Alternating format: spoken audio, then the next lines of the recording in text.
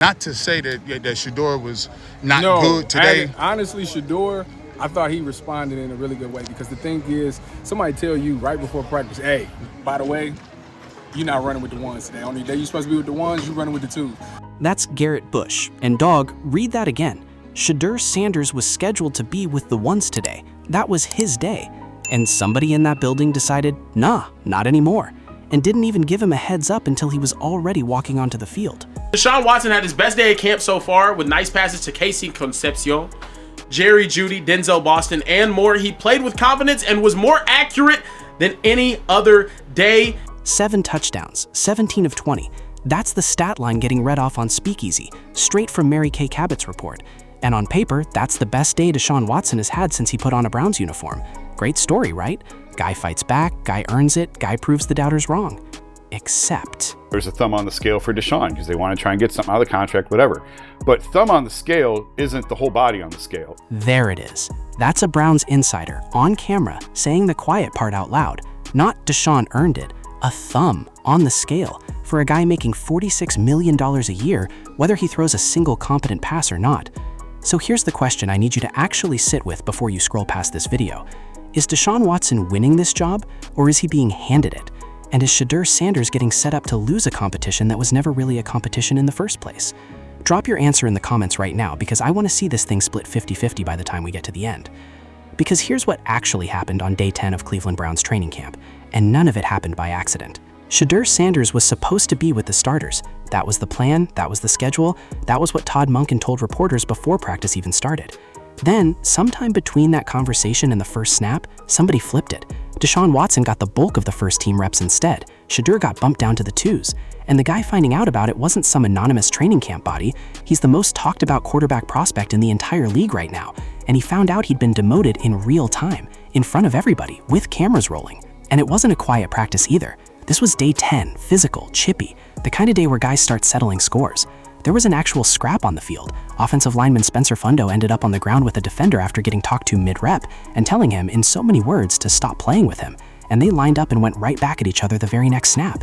Even the rookie third-string quarterback drew multiple offside penalties off his cadence alone. That's how locked in the defensive front was that day. Point is, this wasn't some relaxed walkthrough. This was a physical, high-stakes practice, and Todd Monken picked that exact day to run his experiment on Shedeur. I do think, for the most part, Shedeur Sanders has outperformed Deshaun Watson. But guess what? The greatest equalizer is that's practice. You got to be able to see it in the game. That's the panel on Ultimate Cleveland Sports Show basically admitting the quiet part before the loud part even happened. By their own accounting, Shedeur has been the better quarterback through most of camp. Not marginally better, consistently better.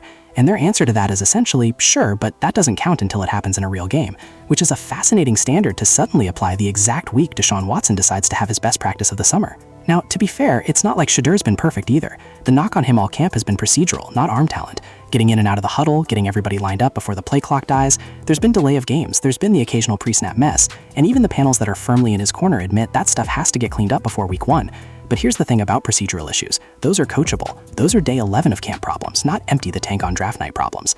And on the same day Shedeur's getting dinged for tempo, Jerry Jeudy was out there dropping 3 or 4 passes, and Grant Delpit dropped an interception he should have walked into the end zone with, which funny enough, nobody's using as evidence that the whole receiving corps needs to be benched.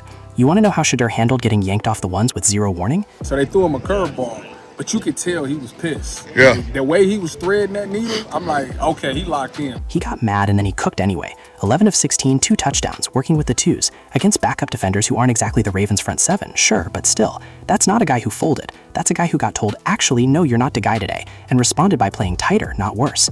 Meanwhile, Watson's big day is getting framed like a redemption arc, like a guy clawing his way back from the dead. Let's talk about why that framing is doing a lot of heavy lifting. Deshaun Watson was throwing interceptions like in goo gobs, it was egregious. Egregious. That's the word being used on air to describe how Deshaun Watson was playing before this one good practice. Interceptions in bunches. Bad enough that the same panel calling this a turning point is the same panel that spent the previous week calling him borderline unplayable. So when Watson has one clean day and suddenly the entire conversation flips to maybe he's the guy, that's not a body of evidence. That's one good rep sheet against a backdrop of interceptions in bunches, getting treated like it erased everything that came before it.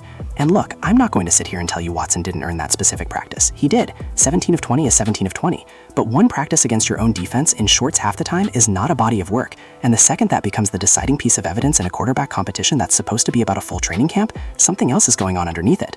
And it's not like Shedeur just disappeared into the background while all this was happening.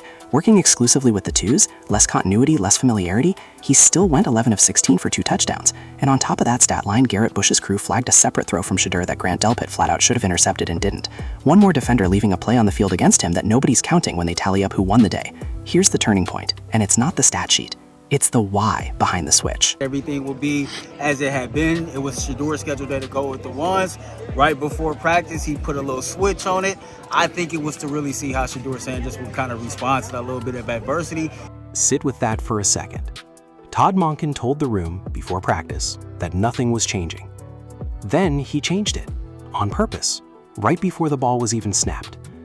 And the read from the people actually in the building isn't "we think Deshaun's better." It's "we wanted to see how Shedeur reacts when we mess with him." That's not a quarterback competition, dog. That's a psychological test being run on a 23-year-old rookie in the middle of a job he's supposedly still fighting for, fair and square. You don't pull a stunt like that on the guy you've already decided is your guy. You pull it on the guy you're trying to break, just to see if he cracks. He didn't crack. He threaded the needle. And somehow that's not the headline. Now here's where the money conversation gets impossible to avoid, because this is the part nobody wants to say with their whole chest. I think this is a case of he's making too much money to not throw him out there and try. Making too much money to not throw him out there. Read that back one more time, because that's not a compliment. That's an accusation. Deshaun Watson is signed through a contract that's become one of the most expensive mistakes in modern NFL history. And this whole conversation, according to the people covering it every single day, isn't really about who's the better quarterback right now. It's about a front office trying to justify a deal they can't get out of. Every rep Watson gets is one more data point they can point to and say, see, it's working. Look, he still got it. We made the right call. Whether that's actually true or not almost doesn't matter. What matters is the incentive to believe it is enormous. And Shedeur Sanders is the guy standing in the way of that story working out clean. And this is where it gets bigger than one practice, one camp, one quarterback battle. Never at a point in your career have you played as bad as Shedeur did last year. That's the panel on Speakeasy pointing out something wild. Deshaun Watson, across his entire NFL career, rookie year included, has never posted numbers as bad as the one Shedeur Sanders put up as a rookie last season. Not close. And yet Shedeur's the one who has to win a training camp competition by a landslide just to be considered even, while Watson gets to have one clean practice and suddenly he's the clear frontrunner. That's not two quarterbacks getting judged on the same scale. That's one quarterback getting judged on results, and the other one getting judged on potential, contract security, and vibes. Think about who else is watching this. Every quarterback in this league on a rookie deal, watching a guy making $46 million a year fully guaranteed get the benefit of the doubt after literal weeks of bad practices, while the guy actually outplaying him has to fight for scraps of first-team reps. That's the ripple effect nobody's talking about. This isn't just a Cleveland story. This is every front office in the league watching how much rope you get to keep when the money's already spent versus how much rope you get when you're still auditioning for your own job. Shedeur Sanders isn't just fighting Deshaun Watson for reps. He's fighting the sunk cost of north of $200 million fully guaranteed dollars that the organization desperately needs to not have been a total disaster. And the front office already told on themselves about how they're planning to handle this. The plan on the table is to split the first 2 preseason games, one starter each, roughly 55% of the reps to whoever's QB1 that day, 45% to the other guy, right up until they're 100% sure who the guy actually is, which sounds fair on paper.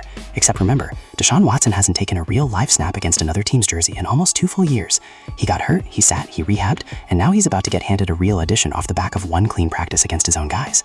Shedeur's the one who actually has to go earn it twice, once in practice and again in front of a stadium full of people who've been waiting all offseason to see if he's the real deal. And here's why whoever wins that first start matters way more than one preseason box score. Look at the actual schedule.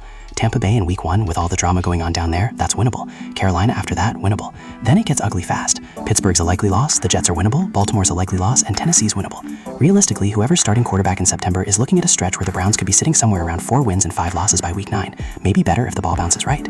That's not a throwaway stretch of football. That's a quarterback building a resume, good or bad, in real time. And whoever Todd Monken hands that stretch to is the guy this organization is betting its season on. So think about the position that puts Shedeur Sanders in. If Watson gets that early stretch and struggles the way he has for most of his 6 years in Cleveland, there's a built-in excuse ready to go. He's still working back from the layoff, still finding his rhythm. If Shedeur gets it and struggles, there's no such excuse waiting for him. He's a rookie who is supposedly already the guy who outplayed a fully guaranteed $250 million quarterback in camp. Every mistake gets magnified. That's the tightrope this whole curveball sets up before a single preseason snap has even happened. So where does this actually leave us? Let's see if this wakes Shedeur up. Let's see what he does when he finds out at Saturday's workout, oh, it's bait and switch. You're not with the ones. Bait and switch. That's their word, not mine. The same panel that's ready to call Deshaun Watson the frontrunner is openly admitting they pulled a bait and switch on Shedeur Sanders to test his reaction. You cannot have it both ways. You cannot say the competition is fair while also admitting you're running experiments on one of the guys competing in it.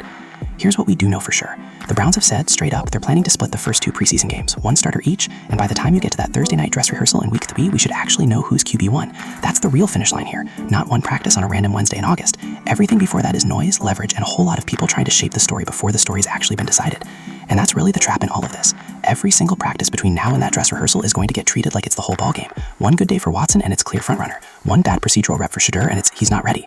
Nobody's grading this thing on a full body of work. They're grading it one headline at a time. And headlines favor the guy the front office needs to succeed a lot more than they favor the rookie who's already outplaying expectations without anybody handing him anything. So I'll leave you with this.